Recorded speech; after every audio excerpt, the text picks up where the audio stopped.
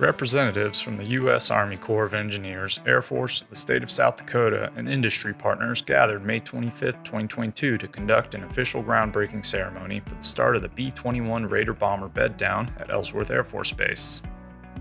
The historic building endeavor is the first awarded B-21 military construction project Air Force-wide and will provide a low observable restoration facility with paint booth type functionality in support of B-21 weapon system maintenance and operations. This is the first of about, somewhere between 2 and 3 dozen projects at Ellsworth in order to bed down this new aircraft here. So this is one of many, and we look forward to awarding more contracts here in the near future as well as into the coming years. So pace of construction, pace of progress at Ellsworth. This is an active B-1 base, so there's a lot of interest and consideration for not impacting B-1 operations as we go about the delicate process of building new facilities and things like that.